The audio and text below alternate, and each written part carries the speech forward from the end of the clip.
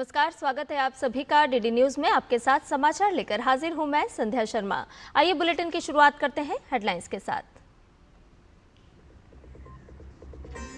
बिहार मतदाता सूची संशोधन से जुड़े केस की सुप्रीम कोर्ट में आज अहम सुनवाई। याचिका में एसआईआर की संवैधानिक वैधता को दी गई है चुनौती।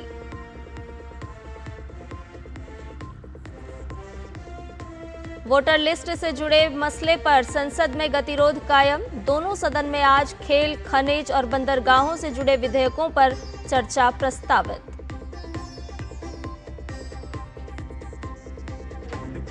संयुक्त राष्ट्र में आमने सामने आए इजरायल और फिलिस्तीन। नेतन्याहू बोले, गाजा पर कब्जा करना मकसद नहीं।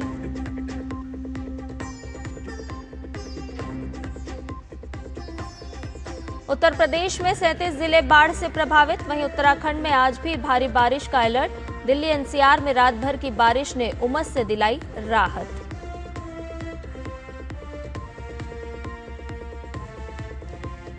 और वर्ल्ड गेम्स में भारत के लिए पहला वुशु मेडल पक्का। नम्रता बत्रा ने फिलीपींस के क्रिजान फेथ कोलाडो को मात देकर फाइनल में बनाई जगह।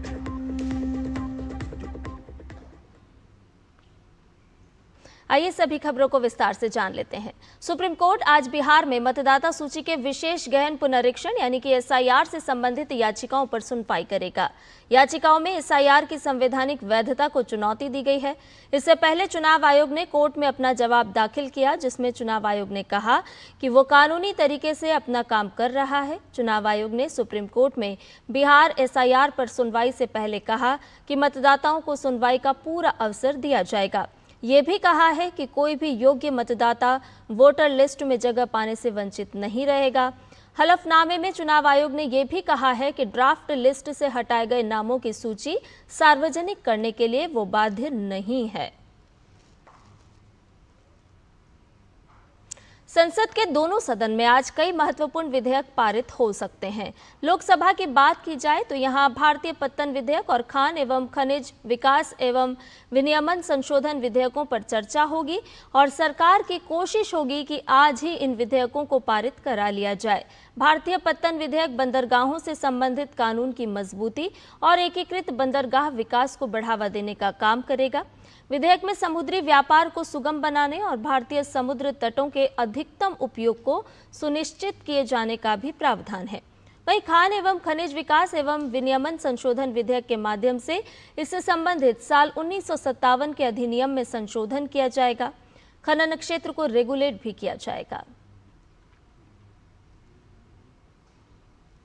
वहीं राज्यसभा में आज लोकसभा से कल पारित 2 खेल विधेयकों पर चर्चा होगी। राष्ट्रीय खेल शासन विधेयक और राष्ट्रीय डोपिंग रोधी संशोधन विधेयक। सरकार की ओर से आज इन दोनों विधेयकों को पारित कराने की कोशिश होगी। राष्ट्रीय खेल शासन विधेयक का उद्देश्य राष्ट्रीय खेल निकायों को मान्यता प्रदान करना और उनके कामकाज को रेगुलेट करना है। विधेयक में राष्ट्रीय ओलंपिक समिति, राष्ट्रीय पैरालंपिक समिति और विधेयक में उल्लेखित हर खेल के लिए राष्ट्रीय और क्षेत्रीय खेल महासंघ की स्थापना का प्रावधान है। वहीं राष्ट्रीय डोपिंग रोधी संशोधन विधेयक 2025 डोपिंग के विरुद्ध यूनेस्को कन्वेंशन को प्रभावी बनाने का कार्य करेगा। इसके साथ ही ये विधेयक खेलों में डोपिंग को प्रतिबंधित करने, उनके परीक्षण, प्रवर्तन और उल्लंघन से संबंधित निर्णयों के लिए एक संरचना प्रदान करने का भी काम करेगा। यूक्रेन के राष्ट्रपति ज़ेलेंस्की ने प्रधानमंत्री नरेंद्र मोदी से टेलीफोन पर बातचीत की। पीएम मोदी ने सोशल मीडिया एक्स पर जानकारी साझा करते हुए लिखा कि राष्ट्रपति ज़ेलेंस्की से बातचीत के दौरान हाल के घटनाक्रमों पर उनके विचार जानकर उन्हें खुशी हुई। प्रधानमंत्री मोदी ने रूस और यूक्रेन संघर्ष के शीघ्र और शांतिपूर्ण समाधान की आवश्यकता पर बल दिया और भारत की दृढ़ स्थिति से अवगत करवाया। दोनों नेताओं के बातचीत के दौरान पीएम ने शांति के लिए हर संभव मदद देने का आश्वासन दिया। दोनों नेताओं ने आपसी संबंधों को मजबूत करने की प्रतिबद्धता भी दोहराई। 15 अगस्त को अलास्का में अमेरिकी राष्ट्रपति ट्रंप की रूसी राष्ट्रपति पुतिन से मुलाकात होगी। ये पहली बार होगा जब दोनों नेता अमेरिका की जमीन पर मिलेंगे। इस मुलाकात को लेकर अमेरिका के राष्ट्रपति डोनाल्ड ट्रंप ने कहा है कि अगर मैं राष्ट्रपति होता तो ये युद्ध नहीं होता, ये तीसरा विश्व युद्ध भी हो सकता था। इसलिए मैं व्लादिमीर पुतिन से बात करने जा रहा हूं और मैं उनसे कहूंगा कि आपको ये युद्ध खत्म करना होगा। ये बहुत सम्मानजनक है कि रूस के राष्ट्रपति हमारे देश आ रहे हैं, बजाय इसके कि हम उनके देश या किसी तीसरे पक्ष के यहाँ जाएं। मुझे लगता है कि हमारी बातचीत रचनात्मक होगी।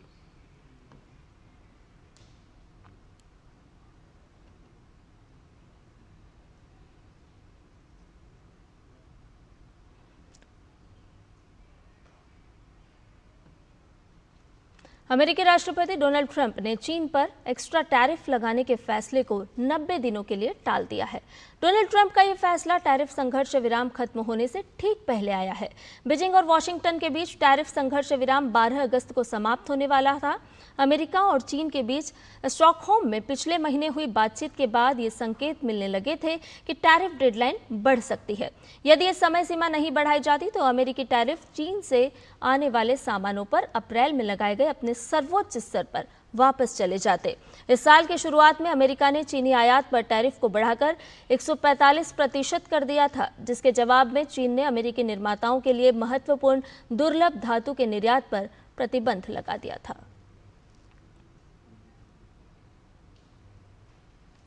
संयुक्त राष्ट्र में बैठक के दौरान इजरायल और गाजा आमने सामने भिड़ गए।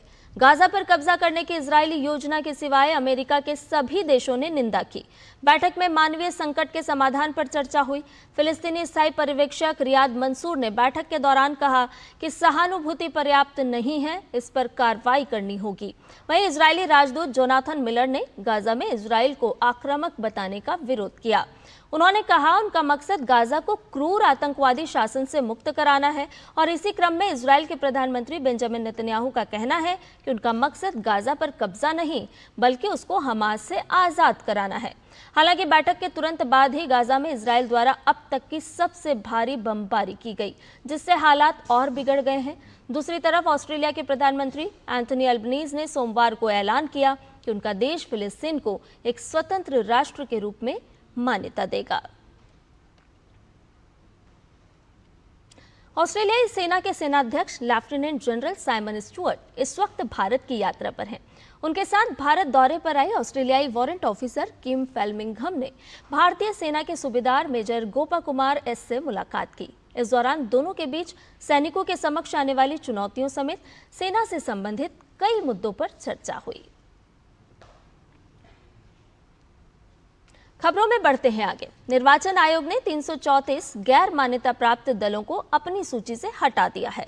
आयोग के अनुसार ये सभी दल पिछले 6 साल से पूरी तरह निष्क्रिय थे और 2019 के बाद एक भी चुनाव नहीं लड़े। जांच में इन दलों का कोई भी दफ्तर अस्तित्व में नहीं पाया गया। ये कार्रवाई जनप्रतिनिधित्व अधिनियम 1951 के तहत की गई है, जिसका मकसद केवल कागजों पर चल रहे दलों को हटाकर चुनावी प्रक्रिया को पारदर्शी बनाना है। इस कदम के बाद अब देश में गैर मान्यता प्राप्त दलों की संख्या घटकर 2520 रह गई है। लोक प्रतिनिधित्व अधिनियम 1951 की धारा 29 के तहत गैर मान्यता प्राप्त राजनीतिक दलों को 6 वर्ष में कम से कम एक चुनाव लड़ना अनिवार्य होता है।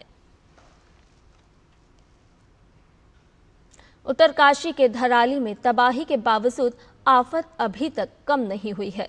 लगातार हो रही बारिश ने भी स्थानीय लोगों और बचाव कार्य में जुटे लोगों की परेशानी को और बढ़ा दिया है।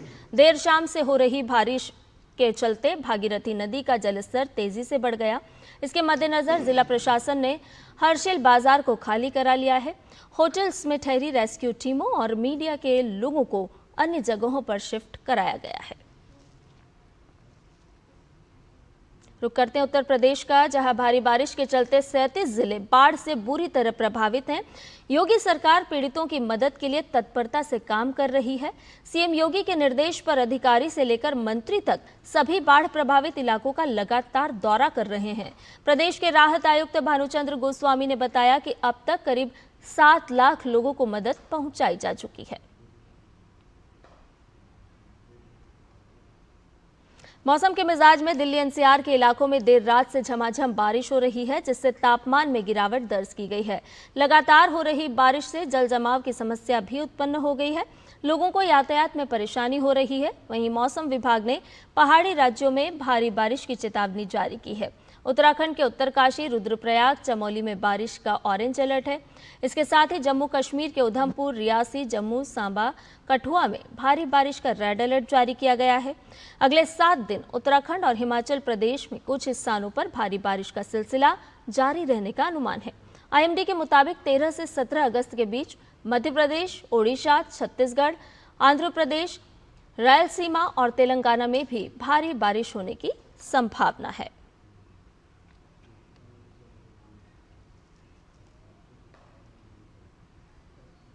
बात हर घर तिरंगा अभियान की। जी हां, हर घर तिरंगा अभियान के तहत जम्मू कश्मीर में गांदरबल जिला प्रशासन ने सोनमर्ग के सुरम्य मैदानों में एक विशाल तिरंगा रैली का आयोजन किया, जिसमें सभी वर्गों के लोगों ने उत्साहपूर्वक भाग लिया। ये रैली सोनमर्ग के मुख्य बाजार से शुरू हुई और थजवास ग्लेशियर पर समाप्त हुई। इस रैली ने सोनमर्ग की मनोरम पृष्ठभूमि में देशभक्ति का जीवंत प्रदर्शन किया।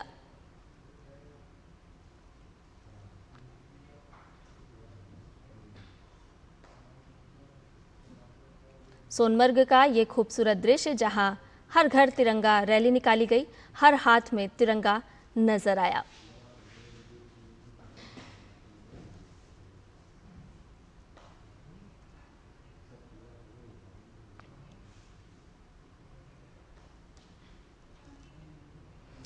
हर घर तिरंगा 2025 आजादी का अमृत महोत्सव के तहत 2022 में शुरू किया गया। राष्ट्रव्यापी आंदोलन का ये चौथा संस्करण है। ये हर भारतीय में राष्ट्रीय ध्वज के सम्मान और गौरव को बढ़ाने का एक जन आंदोलन है। तिरंगे की भावना से जुड़ी हमारी साझा पहचान स्वतंत्रता और एकता का उत्सव है।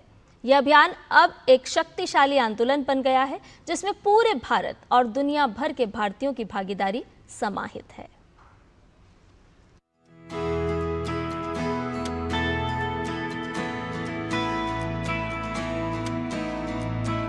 देश की आजादी के महापर्व स्वतंत्रता दिवस पर देश की आन बान शान के प्रतीक राष्ट्रीय ध्वज तिरंगे को पूरे गौरव और सम्मान के साथ देश भर में हर घर पर फहराया जाए। इसी उद्देश्य से 2 अगस्त से 15 अगस्त के बीच हर घर तिरंगा अभियान चलाया जा रहा है। इस वर्ष की थीम में स्वच्छ कार्यों, नागरिक गौरव, स्वच्छता अभियान और हमारे सशस्त्र बलों और पुलिस कर्मियों के प्रति कृतज्ञता पर जोर दिया गया है।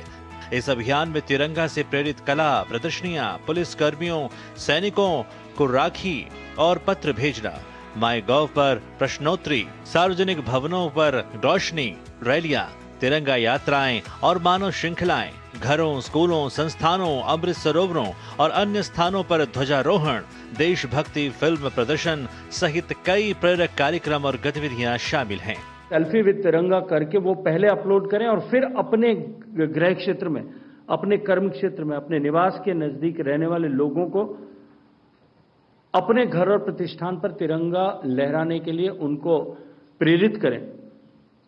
5 लाख युवाओं ने इस तरह का काम करने का संकल्प स्वतः प्रेरणा से लिया है और इसके साथ साथ में माईगॉव के युवा खेल मामलात मंत्रालय के लगभग 1.25 करोड़ वॉलंटियर्स ने भी इस विषय के साथ में जुड़ने की अपनी मंशा को जाहिर किया है। इसके ठीक साथ ही जल शक्ति मंत्रालय के पेयजल और स्वच्छता विभाग और संस्कृति मंत्रालय ने संयुक्त रूप से हर घर तिरंगा, हर घर स्वच्छता अभियान शुरू किया है, जिसकी थीम है स्वतंत्रता का उत्सव स्वच्छता के संग। हर गली में स्वच्छता हो, हर गांव में स्वच्छता हो, हर नगर में स्वच्छता हो, हर मोहल्ले में स्वच्छता हो, हर शहर में स्वच्छता हो और तिरंगे के को साक्षी मानकर हम स्वच्छता के संकल्प को एक बार फिर दोहराते हुए अपने परिवेश को स्वच्छ करने की जो हमारी मौलिक जिम्मेदारी है, उस जिम्मेदारी के एहसास को भी, उस संकल्प को भी एक बार सुदृढ़ करने की दिशा में हम सब काम कर रहे हैं। इस दौरान तमाम मंत्रालय, विभाग और पैरामिलिट्री फोर्स के जवान पूरे जोश के साथ इस मुहिम को सफल बनाएंगे। ऑपरेशन सिंदूर के बाद से देश भर में हर घर तिरंगा को लेकर जोश इतना हाई है कि 5 लाख लोगों ने स्वयं को वॉलंटियर के रूप में पंजीकृत किया है। तो आप भी देश के गौरव और सम्मान से जुड़ें और तिरंगा के साथ सेल्फी लेकर हरघरतिरंगा.com पर अपलोड करें। Chandrashekhar, DD news. बुलेटिन में आगे बढ़ेंगे, लेकिन फिलहाल रुक रहे एक छोटे से ब्रेक के लिए, जल्द हाजिर होंगे।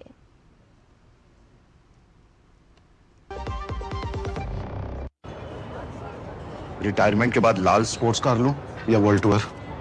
एक काम कर, तू खाली पुलाव बना, मैं ऑर्डर कर रहा हूँ। पुलाव नहीं, plan. Sorry plan. Life insurance का रिटायरमेंट प्लान, गारंटीड पेंशन के साथ। अब तेरे भाई के हर सपने होंगे पूरे। तेरी ये स्पोर्ट्स कार 2 सीटर है ना? अब पुलाव सपनों को रखो सुरक्षित रिटायरमेंट प्लान के साथ। सबसे पहले लाइफ इंश्योरेंस। और ब्रेक के बाद समाचार में आपका एक बार फिर से स्वागत है। खबरों में बढ़ते हैं आगे। भारत की नम्रता बत्रा 2025 वर्ल्ड गेम्स में वुशु में महिलाओं के 52 किलो भार वर्ग के फाइनल में पहुंच गई हैं। नम्रता ने फिलीपींस की क्रिजान फेट कोलाडो को 2-0 से मात दी। ये पहला मौका है जब वर्ल्ड गेम्स में वुशु में भारत का कोई पदक पक्का हुआ है। आज होने वाले फाइनल में नम्रता का सामना चीन की मैंग्यू चेन से होगा। भारतीय मुक्केबाज रितिका ने एशियन अंडर 22 बॉक्सिंग चैंपियनशिप में हैवीवेट वर्ग में स्वर्ण पदक जीता। रितिका के स्वर्ण पदक ने बैंकॉक में हुई एशियन अंडर 19 और अंडर 22 बॉक्सिंग चैंपियनशिप 2025 में भारत के अभियान का शानदार समापन किया। भारतीय टीम ने दोनों आयु वर्गों में कुल 27 मेडल जीते। भारत अंडर 19 रैंकिंग में दूसरे और अंडर 22 में चौथे स्थान पर रहा। ब्रिटेन के प्रतिष्ठित एस्कॉट रेसकोर्स में आयोजित शेरगर कप 2025 में भारतीय घुड़सवार सूरज नारेट ने इतिहास रचा है। मैजिक मैन ऑफ इंडिया के नाम से मशहूर 40 वर्षीय नारेटू की कप्तानी में टीम एशिया ने पहली बार में ही खिताब जीतकर नया कीर्तिमान बनाया। जापानी जॉकी रयुसेई सकाई और मिराई इवाता के साथ मिलकर नारेटू ने 6 में से 2 रेस जीती और 1 में दूसरा स्थान हासिल किया। रोमांचक मुकाबले में एशिया ने यूरोप को महज 1 अंक से पछाड़ा। 25वें ग्रीष्मकालीन डेफ ओलंपिक खेलों का आयोजन 15 से 26 नवंबर 2025 तक टोक्यो में किया जाना है। डेफ ओलंपिक में हिस्सा लेने के लिए शूटिंग टीम के चयन के लिए ट्रायल 11 से 16 अगस्त 2025 तक भोपाल में एमपी राज्य शूटिंग अकादमी में आयोजित किया जा रहा है। बधिर वर्ग में राइफल और पिस्टल की 6 स्पर्धा में टीम चयन के लिए 51 पुरुष और महिला एथलीट ट्रायल में हिस्सा लेंगे। डेफ ओलंपिक पदक विजेता धनुश्री कांत, अभिनव देशवाल, वेदिका शर्मा, शौर्य सैनी, प्रियशा देशमुख और विश्व बधिर चैंपियनशिप पदक विजेता माहित संधू, नताशा जोशी, शुभम विशिष्ट और चेतन सपकाल भी ट्रायल में हिस्सा लेंगे। 2021 में हुए डेफ ओलंपिक खेलों में भारतीय डेफ शूटिंग टीम ने 3 स्वर्ण और 2 कांस्य पदक जीते थे। वहीं मुंबई में आयोजित एक कार्यक्रम में महिला वनडे वर्ल्ड कप की ट्रॉफी लॉन्च की गई। इस मौके पर आईसीसी के अध्यक्ष जय शाह मौजूद रहे। उनके अलावा टीम इंडिया की कप्तान हरमनप्रीत कौर, उपकप्तान स्मृति मंधाना भी मौजूद थी। साथ ही भारत को 2011 में वनडे वर्ल्ड कप जिताने वाले दिग्गज खिलाड़ी युवराज सिंह भी इस खास कार्यक्रम में महिला खिलाड़ियों का हौसला बढ़ाने पहुंचे। महिला वनडे वर्ल्ड कप 2025 की मेजबानी भारत और श्रीलंका मिलकर करेंगे। 30 सितंबर से शुरू होने जा रहे महिला वनडे वर्ल्ड कप का फाइनल 2 नवंबर को होगा। टूर्नामेंट का पहला मुकाबला भारत और बांग्लादेश के बीच खेला जाएगा। पर्यावरण, वन एवं जलवायु परिवर्तन मंत्रालय तमिलनाडु वन विभाग के साथ मिलकर आज कोयंबटूर में विश्व हाथी दिवस समारोह का आयोजन करने जा रहा है। यह आयोजन हाथियों के संरक्षण को सुनिश्चित करने की वैश्विक प्रतिबद्धता को दर्शाता है। 2023 की एक रिपोर्ट के अनुसार दुनिया के लगभग 60% जंगली हाथियों की आबादी भारत में ही रहती है। हाथियों को राष्ट्रीय विरासत पशु का दर्जा प्राप्त है। हाथी हमारे देश की परंपराओं और संस्कृति में गहराई से समाये हुए हैं। कोयंबटूर में होने वाले इस कार्यक्रम का उद्घाटन केंद्रीय मंत्री भूपेंद्र यादव करेंगे। इस अवसर पर एक राष्ट्रव्यापी जागरूकता कार्यक्रम शुरू किया जाएगा। लगभग 5000 स्कूलों के करीब 12 लाख स्कूली बच्चे भी इसमें शामिल होंगे। भारतीय अंतरिक्ष कार्यक्रम के जनक डॉक्टर विक्रम साराभाई की आज जयंती है। अहमदाबाद के एक संपन्न परिवार में जन्मे साराभाई ने देश की तरक्की और विज्ञान के लिए अपना जीवन समर्पित कर दिया। साराभाई के दूरदर्शी सोच का ही परिणाम है कि आज भारत अंतरिक्ष विज्ञान के क्षेत्र में नया कीर्तिमान स्थापित कर रहा है। देखिए डीडी न्यूज की एक खास रिपोर्ट। सीढ़ियां उन्हें मुबारक जिन्हें छत तक जाना है, मेरी मंजिल आसमां है, रास्ता मुझे खुद बनाना है। भारतीय अंतरिक्ष कार्यक्रम के परिप्रेक्ष्य में ये पंक्तियां बिल्कुल सटीक बैठती हैं। धरती के चक्कर लगाती ये सैटेलाइट्स, रिमोट के बटन से बदलती टीवी की ये जादुई दुनिया, माउस के एक क्लिक पर मौसम का हाल बताता ये मॉनिटर, और अंतरिक्ष में एक के बाद एक सफल मिशन। सब कुछ कितना दिलचस्प लगता है ना। ये तस्वीरें जितनी रोचक हैं, इनके पीछे की कहानी उतनी ही चुनौतीपूर्ण। आज से 6 दशक पहले जब अंतरिक्ष हमारे लिए सिर्फ आसमान का दूसरा नाम था, तब एक शख्स ने इसे भारत के भविष्य से जोड़ने का सपना देखा। ये शख्स कोई और नहीं बल्कि डॉक्टर विक्रम साराभाई थे, जिन्होंने अंतरिक्ष विज्ञान को देश के विकास का औजार बनाया। विक्रम साराभाई का जन्म 12 अगस्त 1919 को अहमदाबाद के एक संपन्न परिवार में हुआ। साराभाई बचपन से ही सवालों और जिज्ञासा से भरे हुए थे। कैम्ब्रिज यूनिवर्सिटी से कॉस्मिक रे पर रिसर्च करने के बाद उन्होंने महसूस किया कि विज्ञान सिर्फ किताबों में ही नहीं बल्कि वास्तविक जीवन में भी क्रांतिकारी बदलाव ला सकता है। लिहाजा साराभाई ने 1962 में भारतीय राष्ट्रीय अंतरिक्ष अनुसंधान समिति की स्थापना की, जो आगे चलकर इसरो बनी। Dr. Vikram Sarabhai is the father of our space program. His efforts and initiatives led to the formation of the Indian space program, and his vision led us to become where we are today. Dr. Sarabhai has played a major role in defining the scientific landscape of the country and making it where we are today. Vikram Sarabhai का मानना था कि यदि विज्ञान को आम लोगों की जिंदगी से जोड़ दिया जाए तो विकास की रफ्तार कई गुना बढ़ सकती है। इसी उद्देश्य से उन्होंने केरल में Thumba equatorial rocket launching station की नींव रखी, जहां से 1963 में भारत का पहला रॉकेट लॉन्च हुआ। इस लॉन्चिंग ने भारतीय अंतरिक्ष यात्रा को एक नई दिशा दी। साराभाई के मार्गदर्शन में एपीजे अब्दुल कलाम जैसे वैज्ञानिकों की एक नई पीढ़ी तैयार हुई। इन वैज्ञानिकों की पीढ़ी ने भारत के पहले उपग्रह आर्यभट्ट को सफलतापूर्वक प्रक्षेपित करने के साथ ही पीएसएलवी, जीएसएलवी, मंगलयान और चंद्रयान जैसे मिशनों के मार्ग प्रशस्त किए।